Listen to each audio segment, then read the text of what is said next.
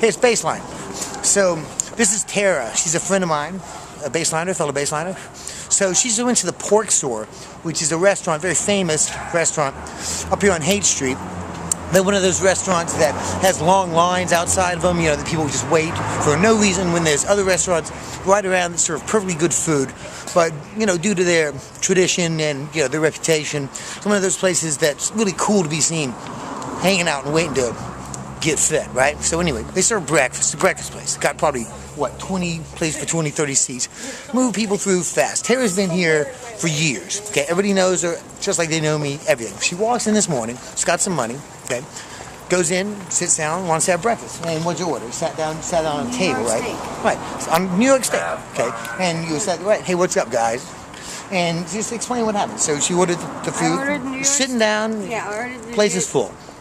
I ordered the New York steak, went up to the front, ordered the New York steak from the waitress, omitted the spinach and the portobello mushrooms. I just wanted the mashed potatoes and the steak. Okay, so you ordered a la carte. You ordered what you wanted. Yeah. Yeah, no problem. And so she Did she ask you if you could afford it? Did she say anything like that? No. Yeah. She charged okay, she just wrote it down as you ordered. Yeah, and okay. she charged me $16.50. Okay, that's fine. Did she show you the check before she took it back to the back? No. No, so she just ordered like anything and walked back. Okay, cool. And then I'm sitting there, and she's like, well, I'll bring it outside. Well, she walked back up, and she said to you what? No, before she went in the back, she was like, well, I'll bring it outside for you. I'm like, no, I'll be waiting at my table in the corner. Okay. Where you were sitting? Yeah. And finally, she brings the couple next to me, the other place, warns them that it's hot and stuff like that, blah, blah, blah, yada, Sure, yada. she's serving everybody. Here comes my food. And she's like, would you like a bag? I'm like, a bag for what? And she hands me this white box. When I didn't even say I wanted it to go or anything. Okay. And I ordered the steak medium rare. It's not even medium. Okay, no, so you've got the white box. You ordered a drink too to sit there and have? Okay, so I asked her for a glass of ice water when she had Was the box open when she bought it? Were you able to see the food? Or anything? And she hands me this type of okay, forget about the food. Cup of what tastes like tap water. Okay, so you asked for something to drink too, and she gave you that tap water. Yeah. To get it to go box. Okay, so was the check there with it? Did you put the check down with it? No. So where was the check and all this? She's giving you your food. You haven't paid for it yet. No, she just wrote it down and she took money and. Okay, so basically you didn't say, wait, I'm eating here. Leave it.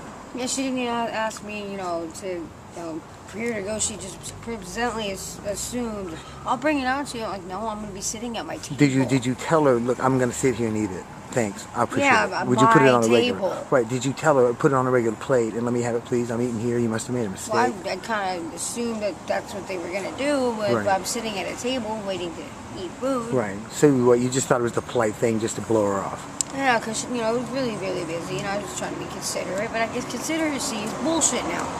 Right. Is anybody else around you hear this or think about anything or what? Andy and Randy were outside out front. Okay, well, I mean, were they just standing out there watching you or something? Like, so no, maybe she assumed that they might be waiting for you, so you wanted to leave? She already knew that they were out there. I came up afterwards. And, right, so you see what I'm saying? She might have made that assumption that you were fetching it for the guys, or... They already had their own darn. Right, it's not, nobody, I mean, this doesn't let her off the hook. I'm just saying, what was, she obviously screwed up. You had every right to be in there and get fed. I think she was I've done it in many places, whatever. She wasn't going to get a tip from me.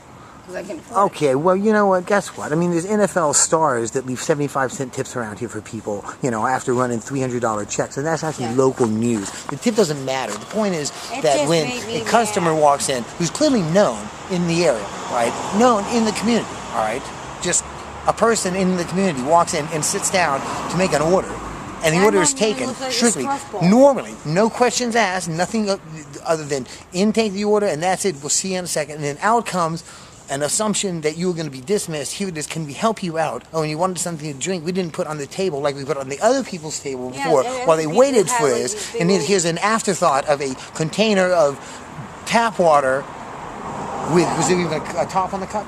No. Okay, so you carry this out. No, I'll help you carry it out. This is an outrage, all right? This is a total outrage to the pork store, and they should be ashamed of not only that action, but of management, because everything comes top down. This is total prejudice, absolute 100% to make that assumption. Imagine if the person were, say, crippled and handicapped. They were, a quadriplegic that had to move around. Hey, can we put some special ramps, make some assumption? Would you like a crazy straw with that, sir? What if they were gay? Oh, would you like this, with two here? Guys, would you prefer to? I mean, what if it's some kind of stupid assumption?